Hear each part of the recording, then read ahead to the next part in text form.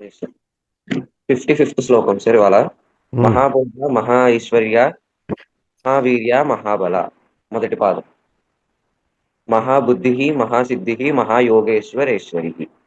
ముందు మహాభోగ నుంచి స్టార్ట్ చేస్తున్నాం. మనం అందరం గృహస్థాశ్రమంలోనే కదా ఉన్నామండి.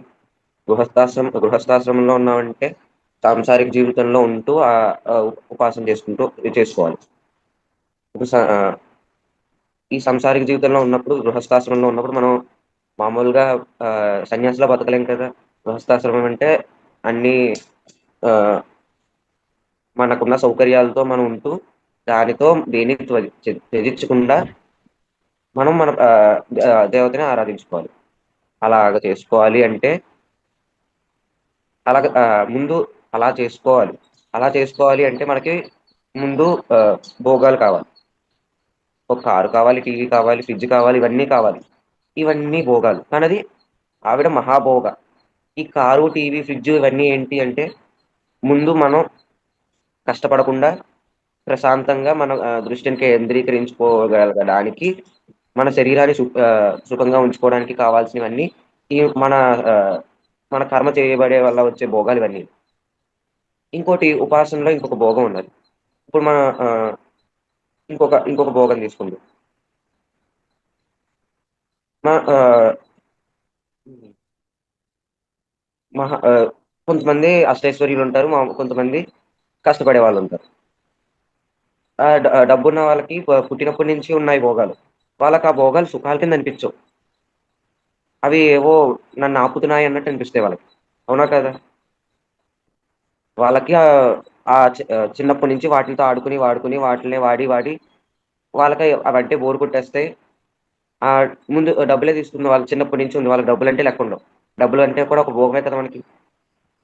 కానీ అదే విధంగా ఒక కష్టపడే వాడిని చూసుకుంటే వాడు కష్టపడి డబ్బులు సంపాదించుకుంటాడు. దాని విలువ వాడికి తెలుస్తుంది.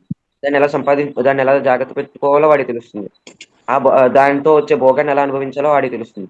కానీ పుట్టినప్పటి నుంచి డబ్బుల్లోనే పెరిగిన వాడికి డబ్బులు అంటే ఉండే భోగం వాడికి తెలియదు. అలాగా కష్టపడి వచ్చే భోగాన్నే మహాభోగం అంటారు. కష్టపడి సాధించుకునే భోగం.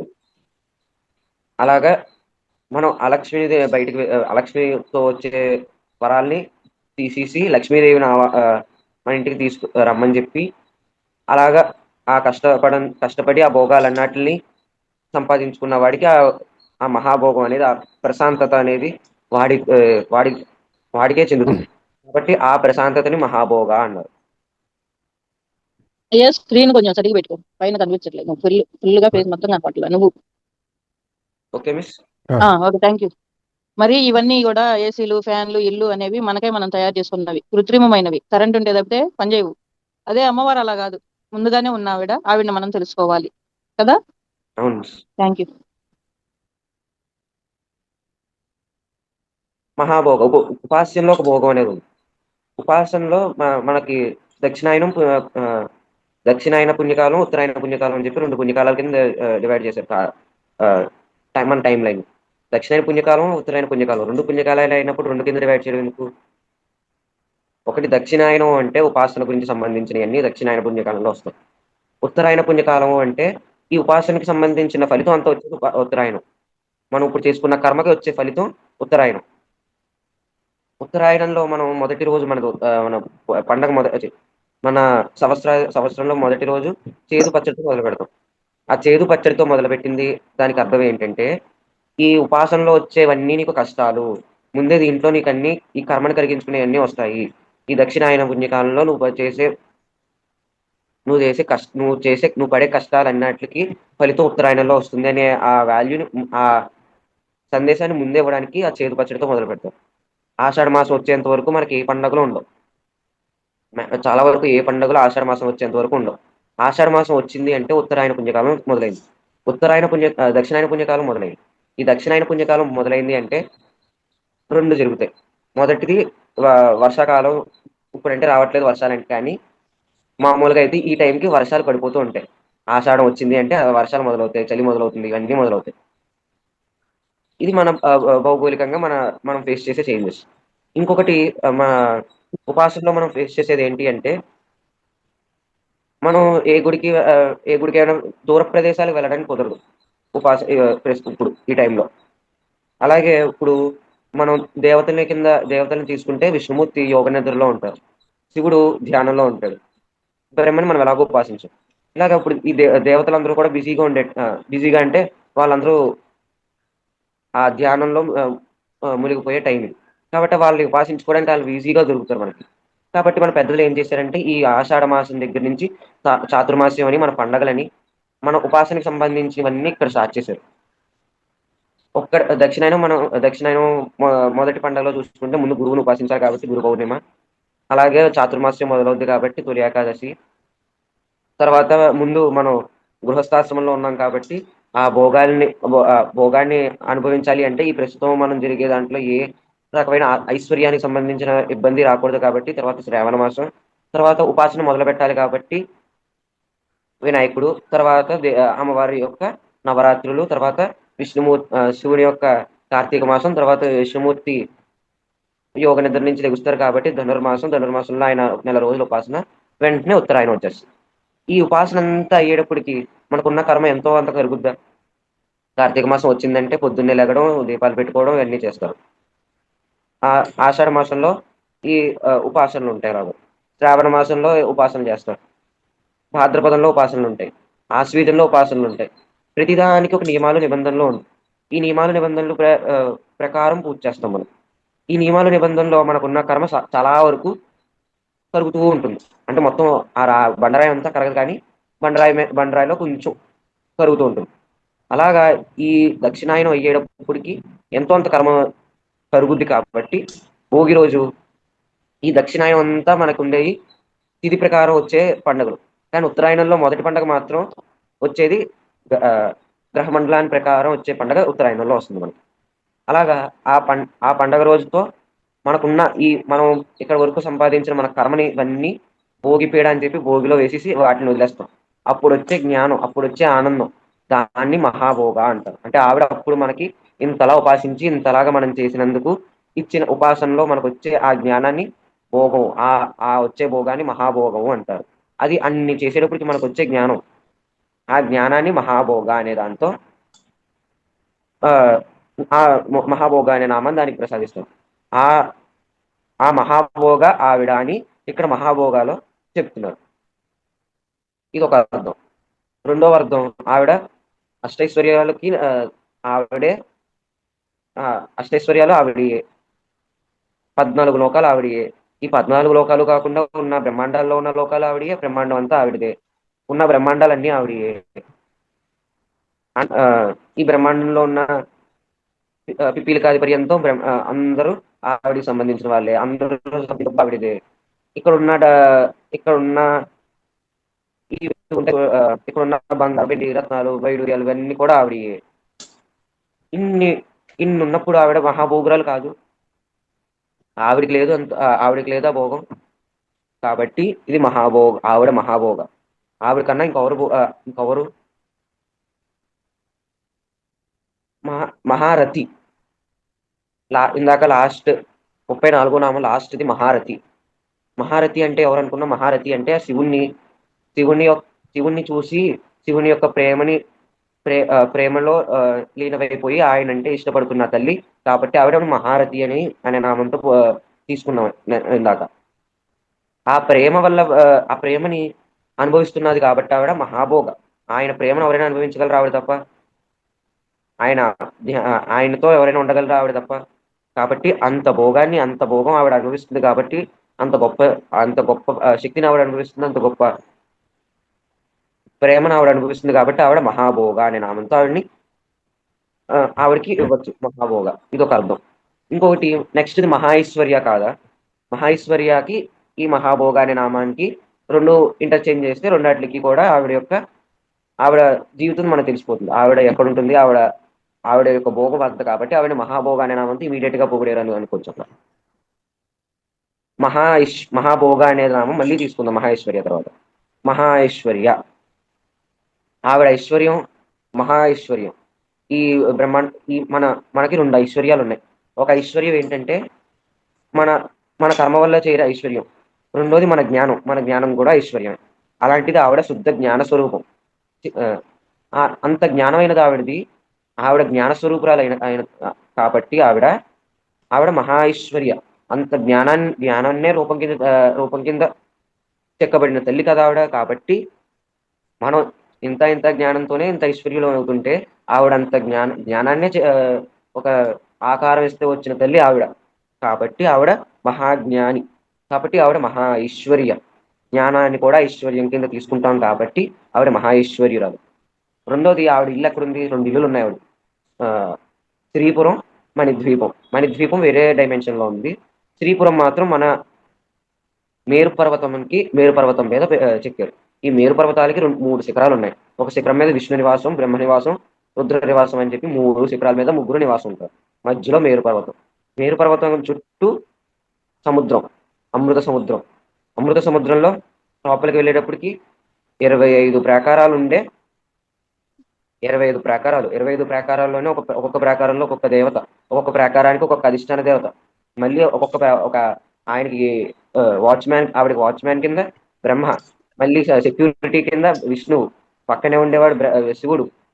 మళ్ళీ మధ్యలో మణిలతో ఆ, ఇనుము నుంచి బంగారం బంగారం వరకు ఉండే మెటల్స్, వాటిలతో చేసిన ప్రాకార గోడలు, దాని మీద పొదిగిన మణిలు. ఆ మణిలతో వెలిగిపోతున్న ద్వీపం అది. ఆ మణిల కాంతితోనే అక్కడ విద్యుత్ శక్తిలాగా పనిచేసే ద్వీపం అది. ఆ మణి ద్వీపంలో ఇసుక కూడా మణులే. ఆ మణులతో మనం ఇక్కడ ఒక మణికని ఇక్కడ తెచ్చుకుంటే మనం ఎన్ని ఆభరణాలు చేయించుకోవచ్చు దాంతో. అంతంత పెద్ద పెద్ద మణులయ్యి. అంత పెద్ద పెద్ద మణులైనాని లోపలికి వెళ్ళేటప్పటికి ఆ, ప ప పద్మాల పద్మాల పద్మతాటాకాలతో ఉండే ఒక ఆవరణ, పద్మాలతో ఉండే ఆ, ఒక వనావరణ.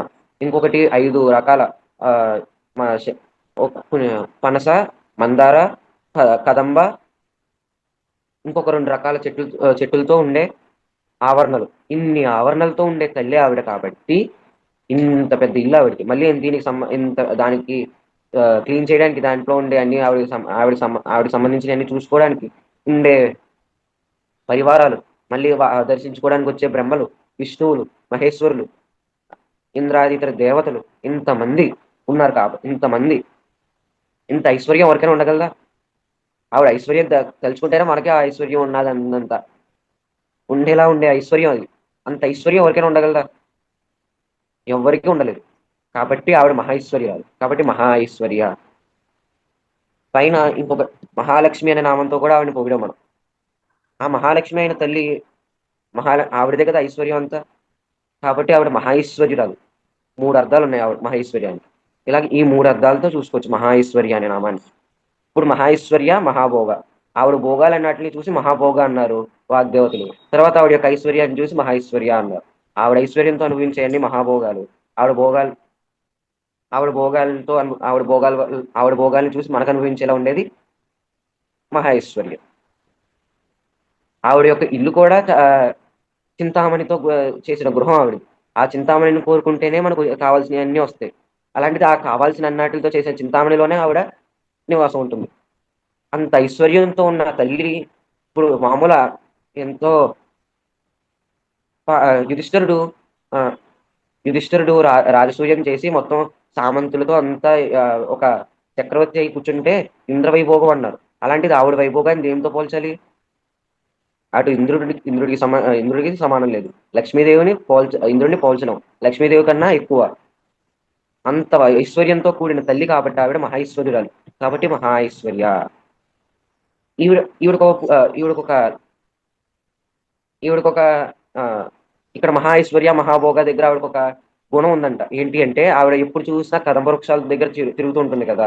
కదంబ వృక్షాలకు ఒక కదంబ వృక్షాలకు ఉన్న గుణమే ఈవిడికి కూడా ఉన్నదంట. కదంబ వృక్షాలు అందరికీ మంచి కోసం వానలు తెప్పించడానికి చూస్తూ ఉంటాయంట, తెప్పిస్తాయంట. అలాగే ఆవిడని తలుచుకుంటేనే, ఆవిడ ఐశ్వర్యాన్ని తలుచుకుంటేనే మనకు ఐశ్వర్యాన్ని ప్రసాదిస్తూ ఉంటుందట. కాబట్టి ఈ 2 నామాల దగ్గర మనకు వచ్చేది ఏంటంటే, ఈ మహాభోగ మహా ఐశ్వర్య అనే 2 నామాల్ని పట్టుకుని ఎంత తీవ్రంగా మనం జపిస్తే అంత తీవ్రంగా మనకి అంత ఎక్కువ ఐశ్వర్యం మనకు ప్రసాదిస్తారనమాట. అంత ఎక్కువ భోగాలు మనం ఆ, అనుభవించేలాగా ఆవిడ చేస్తుంది. కాబట్టి 2 నామాలు మనం గుర్తుపెట్టుకుని 2 నామాలు మనం ఎప్పుడు చేస్తూ ఉండాలి. ఎందుకంటే మనం గృహస్థాశ్రమంలో ఉన్నాం కాబట్టి ఇవి లేకపోతే మనం ఉండలేం. కాబట్టి ఈ 2 నామాల్ని మనం ఎంత అలాగ పూజిస్తే అంత మనకి లాభం చేయబోతుంది. తర్వాత మహావీర్య. మహావీరి అసలు వీర్యుడు అంటే వీర్య అంటే ఎవరు అంటే వీరుల్ని ఓడించే వాళ్ళు వీర్యులు. అంటే రాముడు ఆ, రాముడు ఒక యుద్ధంలో చూస్తే ఆయన ఇంకా ఈ భుజాలు రెండు ఎక్కడున్నాయో తెలియదు అంట, ఈ చేతులు రెండు ఎక్కడున్నాయో తెలియదు, ఆయన ధనస్సు ఎలా ఉందో తెలియదు, ఎన్ని బాణాలు వేస్తున్నాడో తెలియదు. అంతలాగా అంత వీరులాగా పోరాడి కనబడిన వాడిని చంపుకుంటూ పోతాడు ఆయన. అలాగా మహావీర్య, ఆయన మహావీర్యుడు. మనకు తెలిసిన బ్రహ్మాండంలో మనకు తెలిసిన వాళ్ళు ఆయన. అలాంటి ఆయన మహావీర్యుడు అయితే భండాసురుణ్ణి, చండముండుల్ని, మహిషాసురుని, రక్తబీజుల్ని, శుంభుల్ని, ఇంతమందిని, ఇంకా చిట్టా చెప్తే బోల్డ్ మంది ఉన్నారు, ఇంతమందిని చంపిన తల్లి ఆవిడ మహావీర్య కాదు ఆవిడ. కాబట్టి ఆవిడ మహావీర్య. మహాబల. అంతమందిని చంపిందంటే ఆవిడ ఎంతో కొంత బలం ఉంది కాబట్టి ఆవిడ చంపగలదు కదా. కాబట్టి ఆవిడ ఆ ఆ బలం, ఆవిడకున్న బలం మహాబల. ఆ మహాబల అయిన తల్లి కాబట్టి ఆ ఆవిడ ఆ వీరుల్ని, బండాసురుని, వీళ్ళందరినీ చంపగలిగింది, అసురులందరినీ చంపగలిగింది. లేకపోతే ఆవిడ మామూలుగా మనలాగా కాదు, ఆవిడ రాకపోదు. అలాగే బలము అంటే ఇంకొక అర్థం ఏంటంటే బలగం. మనకుండే బలగాన్ని బలం అని కూడా అంటారు. శ్రీచక్రంలో 64,000 కోట్ల యోగినీలతో కూర్చునే తల్లి ఆవిడ. కాబట్టి అంత బలగంతో ఉన్న తల్లి కాబట్టి ఆవిడ మహాబల. ఆవిడకున్నంత బలం ఎవరికీ లేదు. మహాబుద్ధి.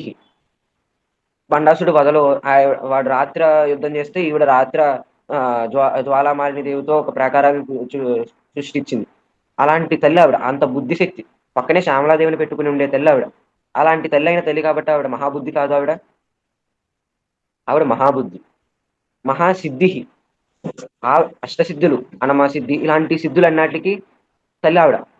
అష్టైశ్వర్యాలు అంటే ఐశ్వర్యంలో సిద్ధులు కూడా ఉంటాయి. ఇలాంటి సిద్ధులన్నీ కలిగిన తల్లి కాదు ఆవిడ. ఈ సిద్ధులన్నిటికీ అధిష్టాన దేవత కాదు ఆవిడ. సిద్ధి అనేది ఎప్పుడు వస్తుంది? మన జ్ఞానం అనేది ఒక స్థాయిలోకి వెళ్ళినప్పుడు మనకి సిద్ధులు ప్రసాదిస్తారు ఆవిడ. అలాంటి సిద్ధికి అధిష్టాన దేవత అయిన తల్లి ఆవిడకి సిద్ధులు ఉండవు. కాబట్టి ఆవిడ మహాసిద్ధి. ఆవిడ సిద్ధులు మామూలు మనలాంటి సిద్ధులు కాదు, గొప్ప గొప్ప సిద్ధులు ఆవిడ. నిమిషంలో ఇక్కడి నుంచి అక్కడికి వెళ్ళిపోగలరు. టెలిపోటేషన్.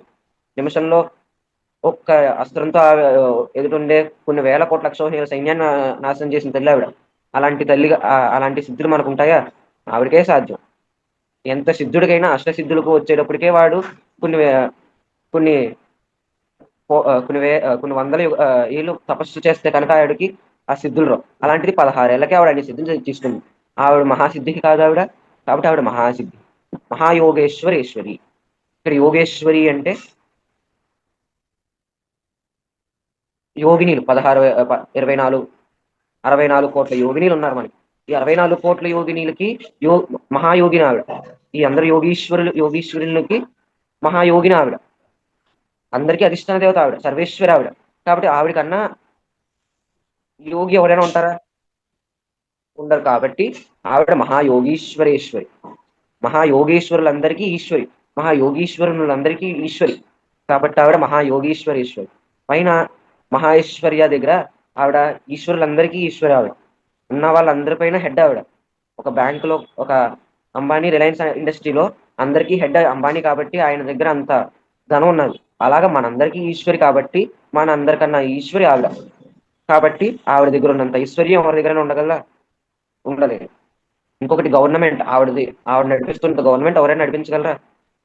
ఇప్పుడు ఆవిడ బ్రహ్మ విష్ణు మహేశ్వరులు అని చెప్పి చీఫ్ మినిస్టర్, ప్రైమ్ మినిస్టర్స్ ముగ్గురు పెట్టారు.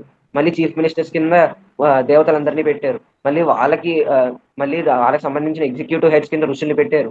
ఇలా ఇంత పెద్ద సర్కిల్ మెయింటైన్ చేస్తున్న తల్లి ఆవిడ. ఆవిడకు ఉండదు అంత ఐశ్వర్యం. కాబట్టి ఆవిడ మహైశ్వర్యురాలు. కాబట్టి మహైశ్వర్య. ఇలాగా ఈ 55వ శ్లోకాన్ని పూర్తి చేసుకున్నాం. సార్ సార్ సార్ చెప్పండి. ఇక్కడతో ఇవాళ క్లాస్ అయిపోయింది సార్. ఇక్కడతో ఇవాళ అయిపోయిందా? రోజుకు ఒక శ్లోకమా? రోజుకొక శ్లోకం అని కాదు, ఇక్కడ వరకు ఉన్నాయని నవదుర్గా చండీ సప్తశతి నుంచి తీసుకున్న మంత్రాలన్నీ ఇక్కడ వరకు వచ్చాయి సార్. 14 మంత్రాలు ఉంటాయి ఇక్కడ వరకు వచ్చినాయి. ఈ 14 మంత్రాలు మాత్రమే చండీ సప్తశతి నుంచి వచ్చాయి. మళ్ళీ నెక్స్ట్ దగ్గరికి వెళ్ళేటప్పటికి దుర్గాదేవి యొక్క ఇంకొక ఆరాధన మొదలవుతుంది. ఇంకా ఇవాళే అన్ని మొదలు పెట్టేటప్పుడు బదులు ఇవాళ ఒకటి ఎండ్ చేసుకుందాం అని చెప్పి మీ కన్వీనియన్స్ ఎట్లంటే అట్లా. No problem. దుర్గా సప్తశతిలో యాదేవి సర్వభూతేషు లజ్జారూపేణ సంస్థిత, యాదేవి సర్వభూతేషు బుద్ధి రూపేణ సంస్థిత, ఇలాగ మనలో ఉన్న ప్రతిదీ ఆవిడే అని చెప్పి చెప్తూ ఒక అపరాజిత స్థుతి అని చెప్పి ఉన్నది అక్కడ. ఎప్పుడంటే అది ఒక అసురుణ్ణి చంపాక, మహిషాసురుని అనుకుంటా, చంపాక దేవతలందరిలో ఆవిడ్ని కీర్తిస్తారు. యాదేవి సర్వభూతేషు బుద్ధి రూపేణ సంస్థిత. ఇది చండీ యాగం జరుగుతుంటే అది వెనకాల జరుగుతూ ఉంటాయి ఇవన్నీ. ఈ ఈ నామాలన్నిటిని మనం బ్రెయిన్ లో పెట్టుకుని అప్పుడు ఇది కనుక వింటే మన జరిగేవన్నీ ఆవిడే కదా, మనకి జరిగే అన్ని ఆవిడే, మనలో ఉన్నదంతా ఆవిడే, మనలో ఉన్న సిగ్గు ఆవిడే, మనలో ఉన్న నిద్ర ఆవిడే, ప్రతిదీ ఆవిడే అయినప్పుడు మనకు వచ్చే భోగం ఆవిడే. కాబట్టి ఆవిడది మహాభోగం, మనది భోగం అయితే ఆవిడది మహాభోగం, మనది ఐశ్వర్యం అయితే ఆవిడది మహైశ్వర్యం. ఇది అర్థమైతే ఈ మొత్తం ఈ మహా అనే నామంతో వచ్చే అన్ని తెలిసిపోతాయి మనకి. కాబట్టి అది ఇప్పుడు ఇది విన్నాం కాబట్టి అది ఒకసారి కుదిరితే కనుక ఆ స్థుతి అపరాజిత స్థుతి అని చెప్పుకుంటుంది. అది వినండి సార్ ఒకసారి. Thank you Harshit. Thank you miss. Thank you. ఎవరైనా యాడ్ థ్యాంక్ యూ చేస్తారండి? హర్షిత్, థ్యాంక్ యూ నాన్న, బాగా Thank you. చేసినావమ్మా.